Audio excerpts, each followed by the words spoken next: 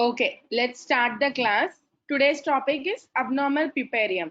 What do you mean by puparium?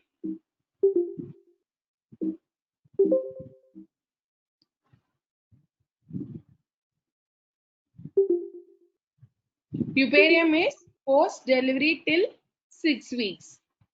The contents are puerperal infections, perineal infections, breast infections. What do you mean by puerperal fever? A temperature of more than 100 degrees point 4 Fahrenheit or higher in a puerperal period is called a puerperal fever. Most common cause of puerperal fever is genital tract infections. The spiking fevers of 39 degrees Celsius or higher that develop within the first 24 hours of postpartum are usually associated virulent pelvic infections, which is caused by group A streptococcus. Other causes of puerperal fever are breast engorgement, which is in 15% of cases, UTIs, episiotomy and abdominal incision site infections, respiratory complications. These are all the causes contributing to puerperal fever. Coming to uterine infections. What do you mean by uterine infections which can contribute to the puerperal fever? They are the endometritis, that is infection of the endometrium, endomyometritis, that is infection of both endometrium and myometrium, endoparametritis, that is infection of whole the pelvis. What are the predisposing factors for uterine infections? It is the route of delivery. The vaginal delivery, if metritis is frequent, increases in women most commonly seen following a vaginal delivery for a uterine infection is if the patient presents to you with a PROM or a PPROM. What do you mean by PROM? It is preterm PPROM. It is preterm premature rupture of membrane. What is PROM? It is what do you mean by PROM? It is premature rupture of membranes. If it occurs before 37 weeks of gestation in a pregnant woman, then it is called preterm premature rupture of membranes. That is PPROM. Usually, metritis common complication following a vaginal delivery. Then the same woman lands up with a PPROM or PROM, which is for prolonged, that is for more than 36 hours or something that sort. Prolonged labor or multiple cervical examinations doing during delivery, intrapartum chorioamnionitis, which is a complication of again a PPRM, or manual removal of placenta. If in a pregnant woman, if any of these uh, conditions are there, then we have to keep in mind the patient might land up with a metritis. So we need to priorly start with higher antibiotic, which also covers the gram negative, such as metrogyl has to be added to it in order to prevent the infections.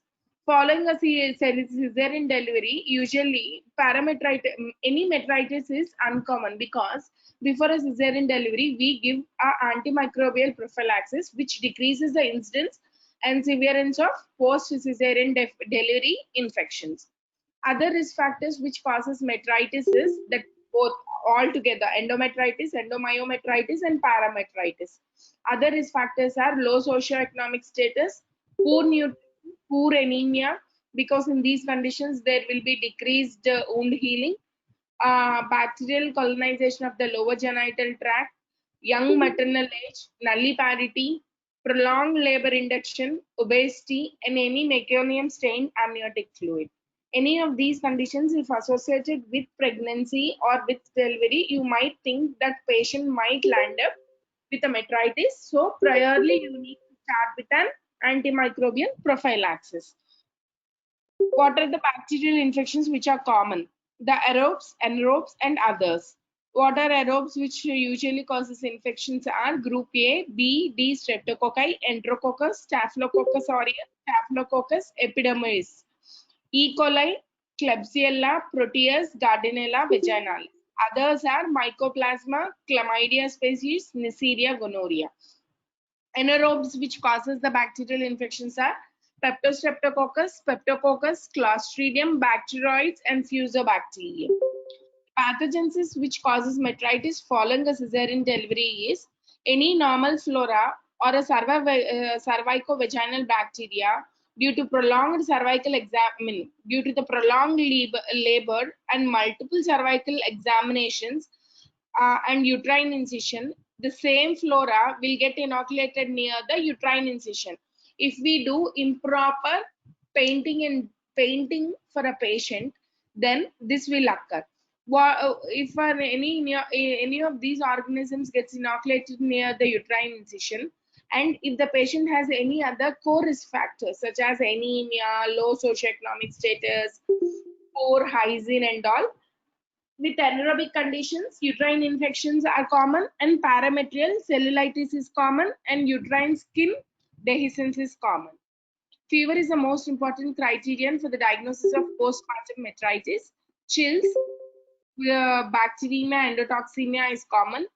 Usually, patient might present with an abdominal pain, and parametrial tenderness will be elicited on examination when you start palpating for any masses or any localized masses to rule out any local collection such as blood. Patient continuously complains of pain wherever you touch on the abdomen. Or when you are doing a bimanual examination to rule out the uterus height, because here you need to rule out subinvolution, which is the most common complication in a case of any infection. So when you are ruling out this, patient continuously complains of pain. On investigations, if you send a complete blood picture, you might see leukocytosis, that is more than 50,000 to 30,000 cells, which is one of the key factor for an underlying infection ongoing process. Usually you have to treat oral antimicrobial. Moderate to severe infections, intravenous IV broad spectrum antimicrobial regimen will be followed.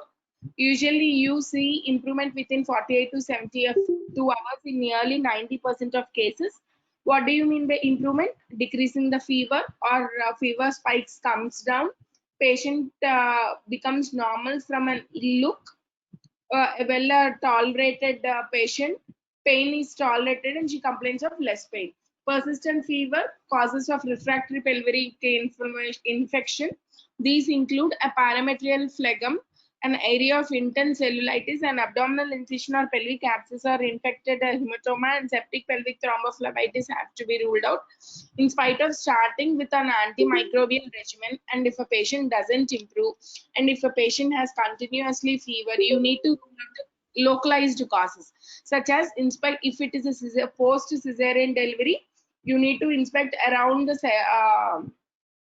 skin incision to rule out any localized collection. If present, plan for an incision and drainage. So the localized cause of incision and drainage is given, and whole the collected material is removed. Then the patient starts improving. If it is an vaginal delivery, you need to check in the vagina for the presence of any localized hematomas and all. If present, and if patient is not responding to your antibiotics, then plan for incision drainage. The woman may be discharged if an epidural of more than 24 hours and the further oral antimicrobial therapy is not needed. As the book says, it is not needed, but here we usually follow 5 to 7 days of antimicrobial therapy. IV antibiotics commonly given is clindamycin and gentamicin, which is a gold standard, or azithromycin and clindamycin.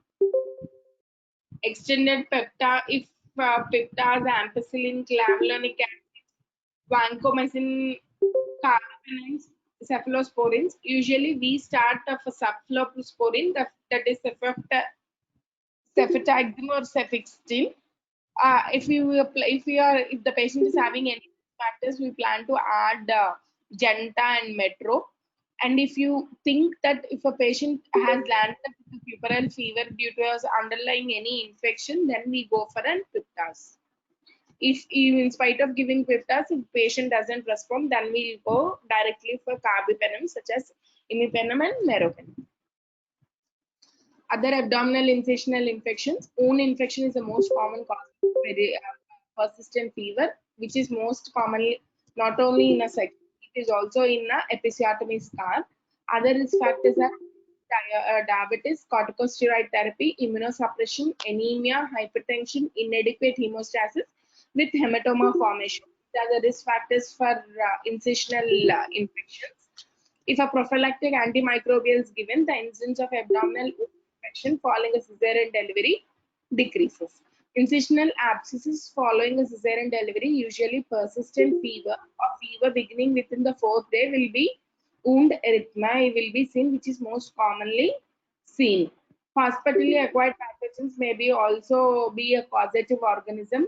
Treatment includes all your antimicrobials. If there is a localized collection, plan for surgical drainage.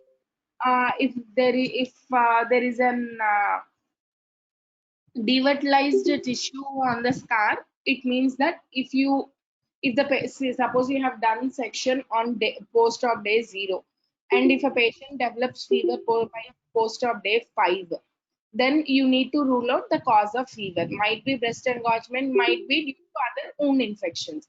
If it is a cesarean section, you need to remove your pink plaster or any plaster which is already which is put on your skin suturing site to rule out any local causes of infection. And when you remove that plaster, you have to carefully inspect the suture site, presence of any dark black skin tissue. It itself means that that devitalized tissue is there, and it might be one of the cause for your fever. Or palpate for any local any local collections. If it is a local collection, you start on higher antibiotics, see for 2 days. If there is any response and the patient complains, if a patient spikes of fever comes down, or patient says that her pain in the localized collection has come down, that it itself means that patient is responding. If the patient doesn't respond within 48 to 72 hours, plan for a surgical drainage for a localized collection. If it is devitalized tissue, means there is no collection, but all her skin where you have put a mattress or a subcute for a skin suturing has turned up into black, then it itself means that that whole tissue has been devitalized. That itself means that there is a local infection of skin which might be due to Staphylococcus epidermis, and whole the tissue has turned out to be black. It itself means it has decreased blood supply. So you need to carefully debride all the devitalized tissue. Then simultaneously start your antibiotics. Then patient starts improving. The fascia is carefully inspected and then debride. Wound disruption and dehiscence refers to separation of the facial layer. This is a serial complication and requires secondary closure of infection in an operating room if required. Most disruptions manifested on the 5th postoperative day and were accompanied by serosanguinous discharge. When you are suspecting any infection of wound on a whenever you suspect, when you are inspecting the skin incision, you have to first remove your plaster, carefully inspect the suture site, any devitalized tissue is there, then go for manual palpation to check for any localized hematomas, then start for check for serosanguinous, any discharge coming from the wound side.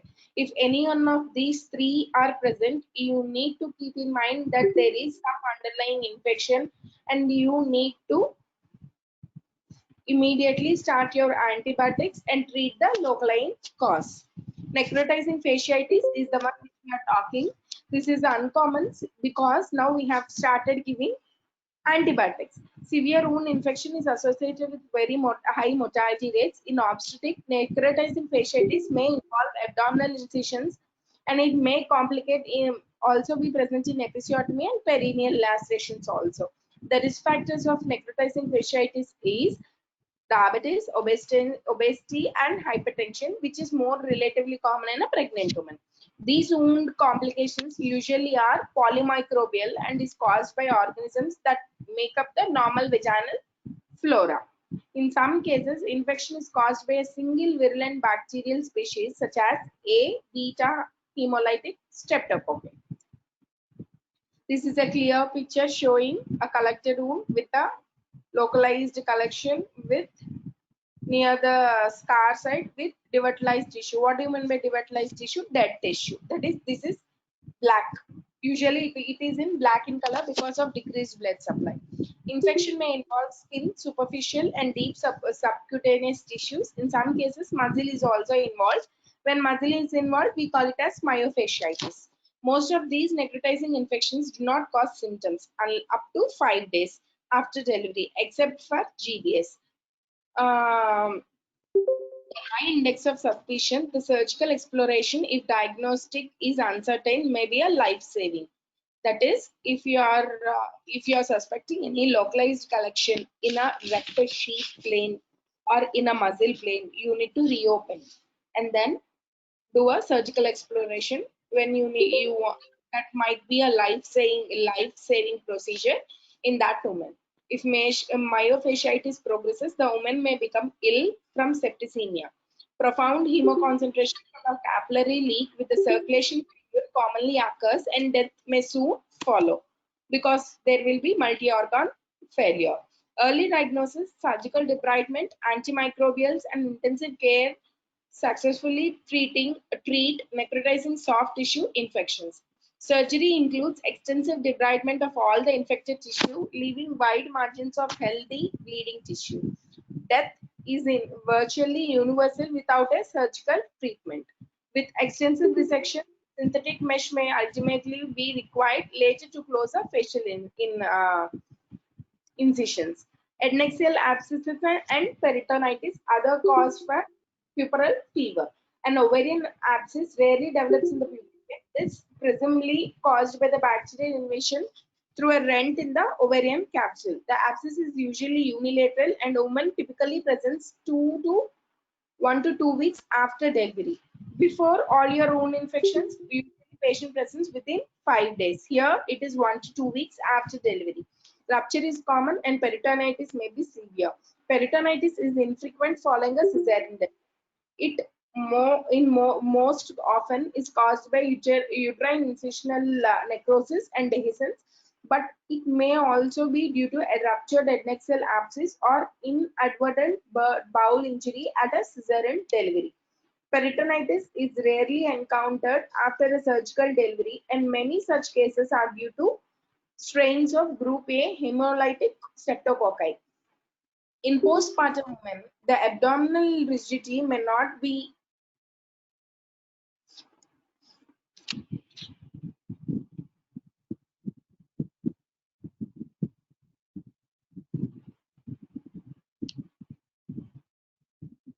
In postpartum women, abdominal rigidity may not be prominent with a puerperal peritonitis because of abdominal wall laxity from pregnancy. Pain may be severe. Marked bowel distension may develop, and these findings are unusual after an uncomplicated cesarean delivery. Peritonitis caused by uterine incisional necrosis or from bowel perforation must be treated with surgical intervention. The other cause is parametrial phlegm. What do you mean by that? For some women in whom metritis develops following a cesarean delivery, parametrial cellulitis is intensive and forms an area of induration within which it leaves a broad ligament. These infections should be considered when fever persists more than 72 hours despite of your IV antibiotics.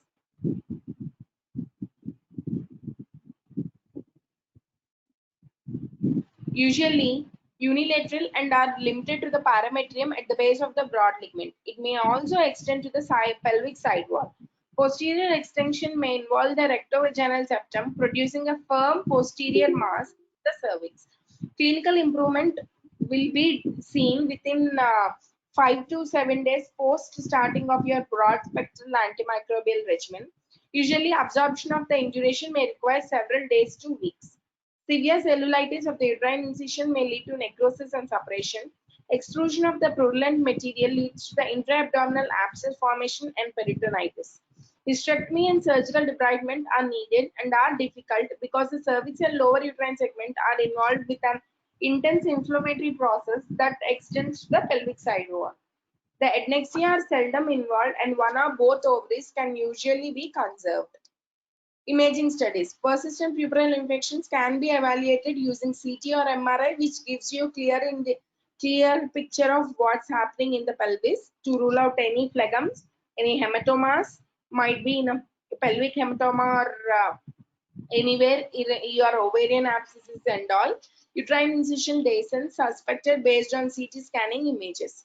The other causes of puerperal infections are septic thrombophlebitis, which is a frequent complication in the pre-antibiotic era and for which even all the doctors are mostly worried. Why? Because septic embolization was common and causes a third of your maternal deaths during that period. With the advent of our antimicrobial therapy, the mortality rate and need for the surgical therapy for these infections have been diminished or decreased. Septic phlebitis arises as an extension along the venous roots and may cause thrombosis. Lymphangitis often coexist. The ovarian veins may then become involved because they drain the upper uterus and therefore the placental implantation site. This is how it starts infecting, travels, and your enters into your IVC. Any thrombus entering into the IVC, sudden collapse occurs. Involves one or both the venous, ovarian or venous plexus. The clot extends to the IVC and occasionally to the renal vein. If a clot extends to the renal vein, you can see the patient falling into your acute kidney failure or acute renal failure. Symptoms improve with the antimicrobial treatment, but they continue to have a fever. The diagnosis can be confirmed either pelvic CT or MR imaging. The addition of heparin to your antimicrobial therapy for the septic thrombophlebitis did not hasten the recovery or improve outcome. There is no evidence for the long-term anticoagulation as given for non-infection related venous thromboembolism. This is your CT, which is the arrow showing your thrombus. Other causes are your perineal infections. Episodic infection rate has been decreased. With the infection, dehiscence is cut. Dehiscence is related to your faulty repair.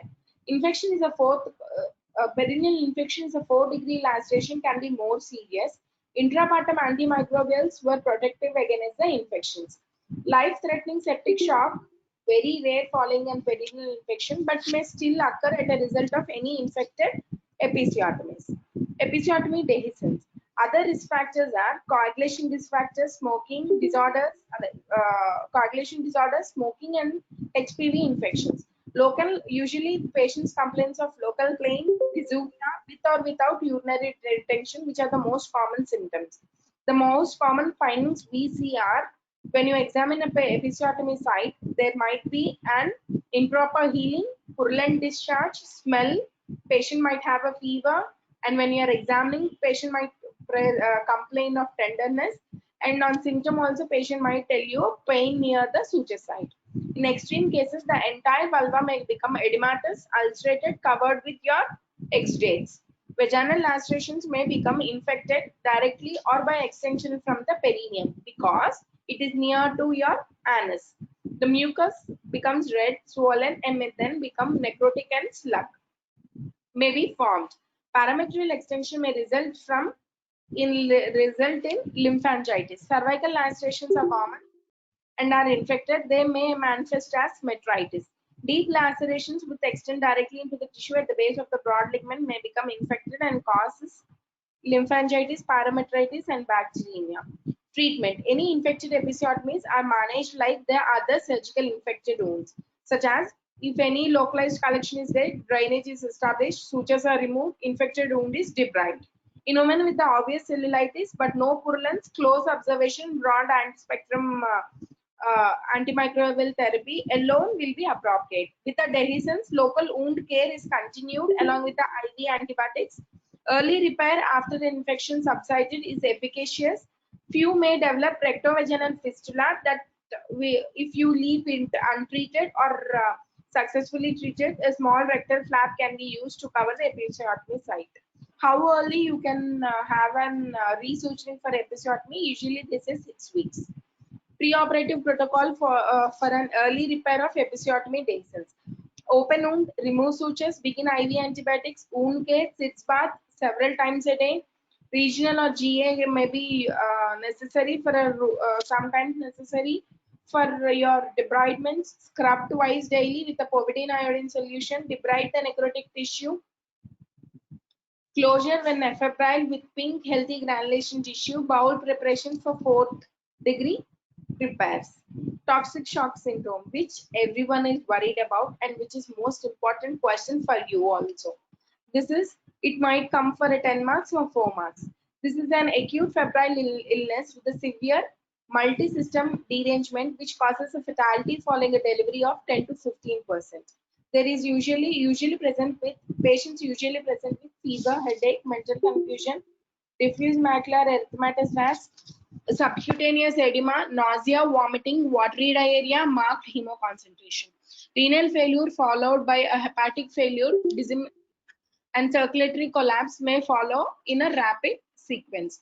During recovery, the rash recovered areas undergo desquamation. Staphylococcal exotoxin termed toxic shock syndrome, toxin 1, was found in the cases of clinical manifestations by causing a profound endothelial injury to all the vessels. Sporadic reports of virulent beta has hemostreptococcal infection began to appear.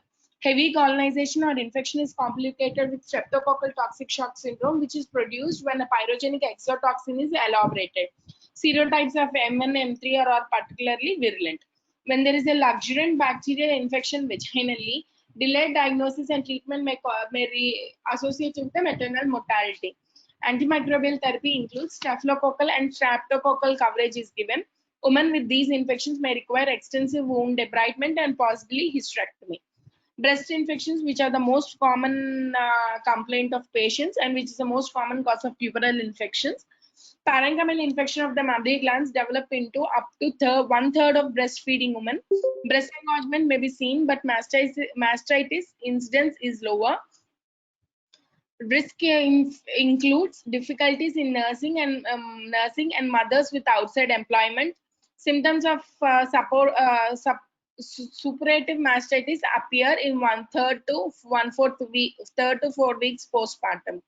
Infection almost is unilateral and marked engorgement usually precedes inflammation. Symptoms include chills, rigor, soon followed by a fever, tachycardia. When you examine, there will be severe pain. Breast engorgement is seen and localized hard reddened mass is seen in one of the breasts. 10% of the women with a mastitis develop an abscess. Detection of fluctuation may be difficult, but sonography is usually diagnostic. Etiology: Staphylococcus aureus, especially its MRSA, is most commonly isolated organism.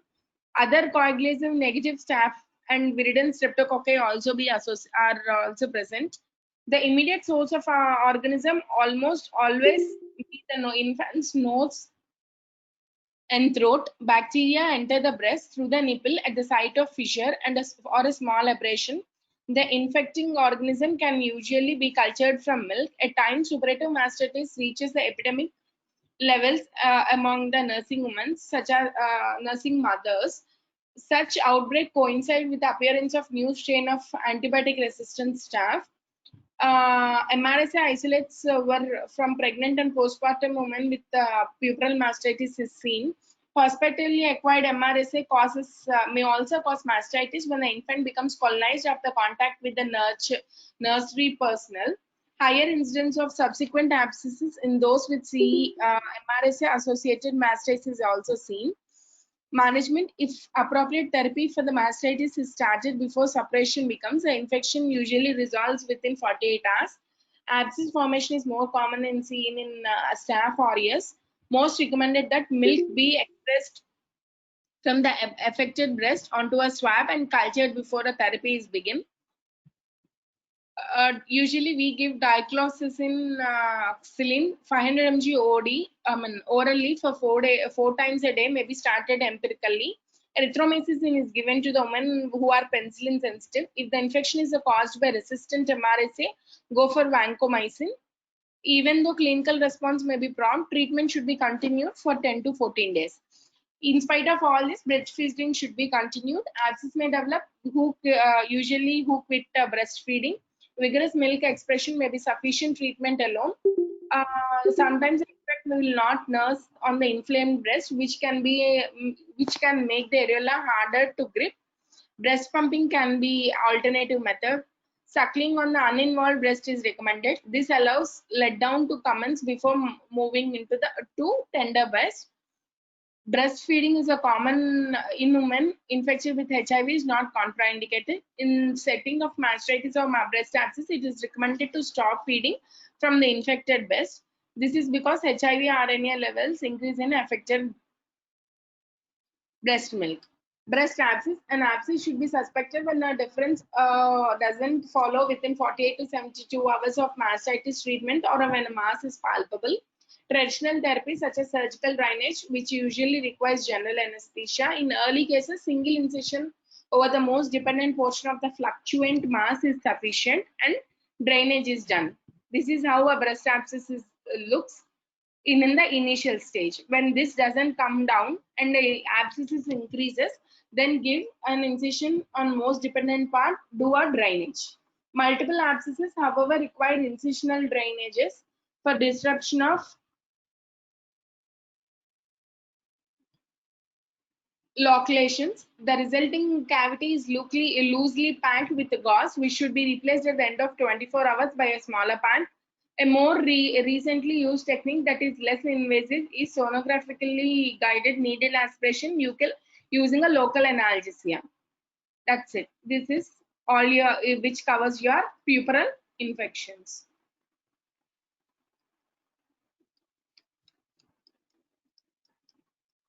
Your puerperal infections or abnormal puparium may also come for a 10-mark question. Important questions in this topic is your toxic shock syndrome, which can come for any marks. Then breast abscess or total abnormal puparium can come for your 10-mark question. That's it for today.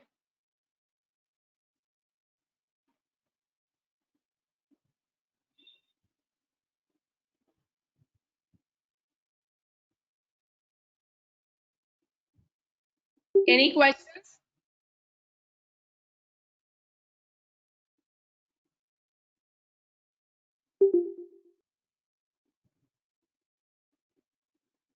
Any questions, guys?